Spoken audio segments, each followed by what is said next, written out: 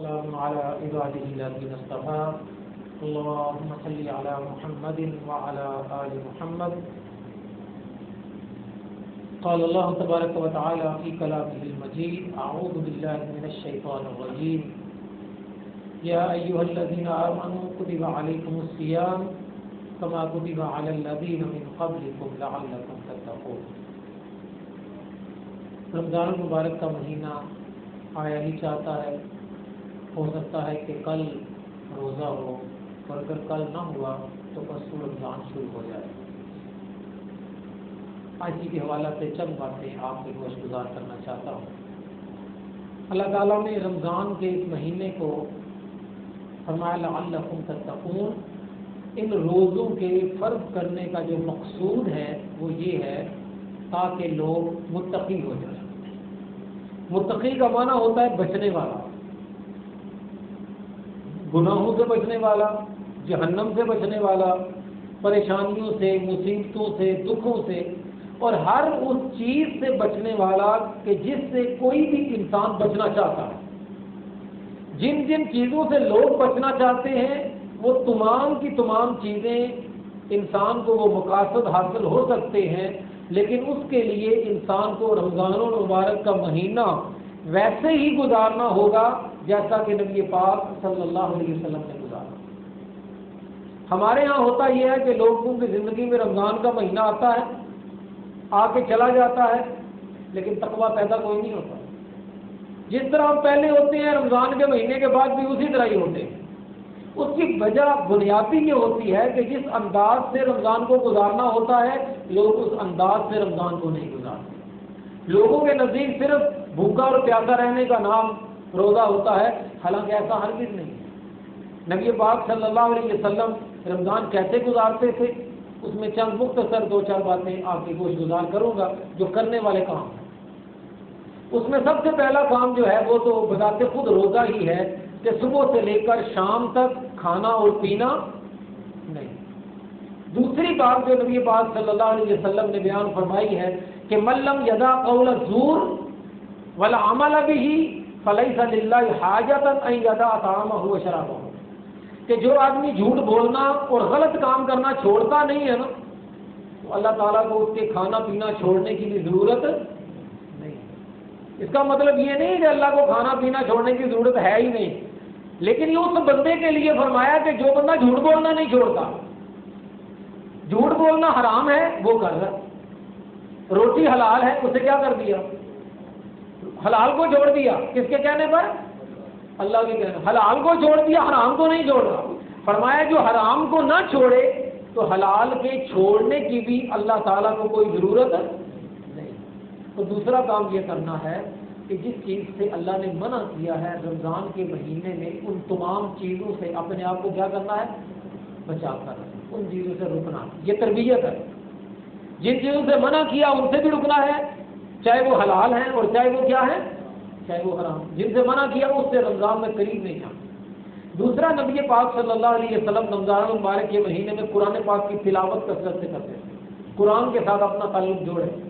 فرمایا حدیث کے اندر آتا ہے کہ نبی پاک صلی اللہ علیہ وسلم رمضان کے مہینے میں جبریل کے ساتھ قرآن پاک کا دور فرماتے تھے. قرآن سننا اور قرآن سنا. تو رمضان المبارک کے مہینے میں قرآن کے ساتھ اپنے تعلق کو دوبارہ جوڑ لیں تبھی فائدہ ہوگا. اور یہ تعلق جوڑنا ایک ساتھی کہہ رہا تھا جی آپ جب کہتے ہیں نا تعلق جوڑنا تو لوگ سمجھتے ہیں کہ 10 قرآن ختم کرنے ہیں، 15 قرآن ختم کرنے ہیں، 6 قرآن ختم کرنے. تو یہ میں غلط فہمی دور کر دوں، اس کا مطلب ہرگز یہ نہیں ہے. اس کا مطلب یہ کہ آپ نے جتنا قرآن پڑھنا ہے اس کو سمجھ کر پڑھنا ہے، بغیر سمجھے پڑھنے کا کوئی تعلق ہی نہیں. کل میں وہاں پر آنا ٹاؤن مدرسے کے کام کے لیے گیا تو گلی میں ایک بندہ بیٹھا ہوا تھا. تو کہنے لگا قاری صاحب بات سن. جانتا مجھے نہیں تھا، وہ داڑھی ٹوپی دے کے مجھے روک لیا. کہنے لگا قاری صاحب میرا مسئلہ ہے. کہ میں جی کیا مسئلہ ہے؟ کہنے لگا میں نا قرآن پاک مجھے دکھائی نہیں دیتا، نظر کمزور ہے تو مجھ سے پڑھا نہیں جاتا. ٹھیک ہے، ویسے بھی مجھے صحیح پڑھنا کوئی نہیں آتا.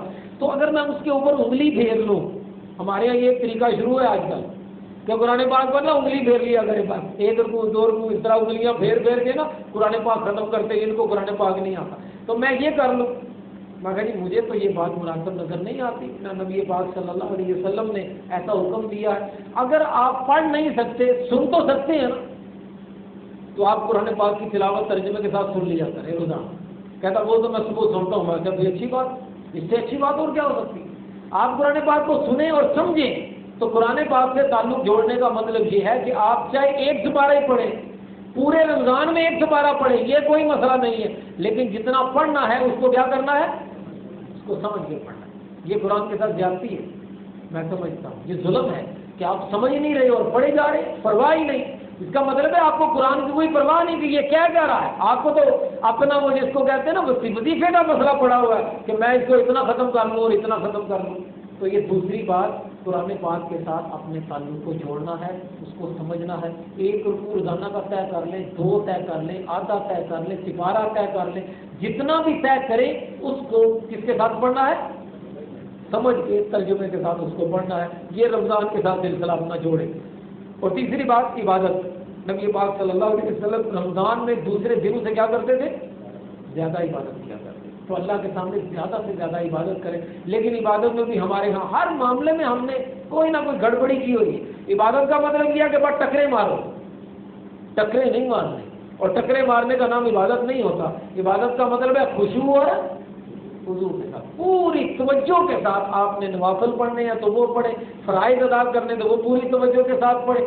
جتنے زیادہ آپ عبادات کے اندر داخل ہوتے ہیں, جتنے زیادہ آپ قرآن کے ساتھ جڑتے ہیں, تو آپ کا تعلق کس کے ساتھ جڑتا ہے, اللہ کے ساتھ.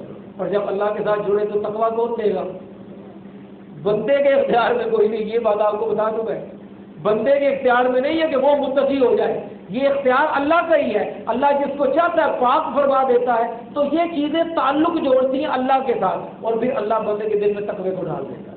ایک اور کام جو نبی پاک صلی اللہ علیہ وسلم رمضان مبارک کے مہینے میں کیا کرتے تھے, وہ سخاوت ہے. حدیث پاک کے اندر ہوتا ہے بخاری شریف میں, حضرت عائشہ فرماتی کہ ویسے تو نبی پاک صلی اللہ علیہ وسلم سخاوت کرتے ہی تھے, اللہ کی راہ میں مال خرچ کرتے ہی تھے, لیکن رمضان مبارک کے مہینے میں آپ ایسے ہوتے تھے جیسے تیز آندھی, اتنا تیز خرچ کرتے کہ ادھر سے مال آ رہا ہے اور ادھر جاؤ, پرواہ ہی نہیں کرتے تھے اللہ کے راستے مال خرچ کرنے میں. تو یہ چند باتیں ہیں جن کو ہمیں اپنے خیال کے اندر رکھنا ہے. رات کو تراویح کا اہتمام کرنا, نوافل کا اہتمام کرنا, فرائض کا اہتمام کرنا, قرآن پاک کی تلاوت کا اہتمام کرنا, اللہ کی راہ کے اندر خرچ کرنے کو اختیار کرنا. یہ تمام امور ایسے ہیں کہ جس کے کرنے کے بعد پھر امید کی جا سکتی ہے کہ اللہ ان روزوں کے بعد ہمیں کیا عطا فرمائے گا, تقویٰ عطا فرمائے. ورنہ اگر مسئلہ یہ کہی, میں نے کئی لوگوں کو دیکھا اس کو روزہ رکھا تو پھر ٹی وی لگا لی. ویسے ٹی وی کیوں لگایا, کہتے ہیں جی پتہ نہیں چلتا, روزہ نہ گزر جاتا ہے, اچھا روزہ. کسی نے گانے لگائے ہوئے, کسی نے فلمیں لگائی, رکھا روزہ ہوا اور یہ کام کر رہے ہیں. کئی بندے یہ کہ وہ صبح میں سوئے اور پھر اٹھے کب, پھر رات میں اٹھے, جب روزہ کھلنے والا ہوا نا پھر اٹھ گئے. کوئی دن کی نماز کی انہیں فکر نہیں, کوئی تلاوت کی فکر نہیں, کوئی عبادت کی فکر نہیں. ان کو صرف یہ فکر ہے کہ ہمارا روزہ کسی طریقے سے پورا ہو جائے. یہ روزہ کوئی روزہ نہیں ہے, اور ایسا روزہ رکھ کر کسی بندے کو بھی کبھی تقویٰ حاصل نہیں ہو سکتا. تو یہ امور ہیں جن کا میں نے ذکر کیا ہے. اللہ سے دعا ہے اللہ تعالیٰ ان تمام پر عمل کرنے کی توفیق عطا فرمائے. السلام علیکم ورحمۃ اللہ وبرکاتہ.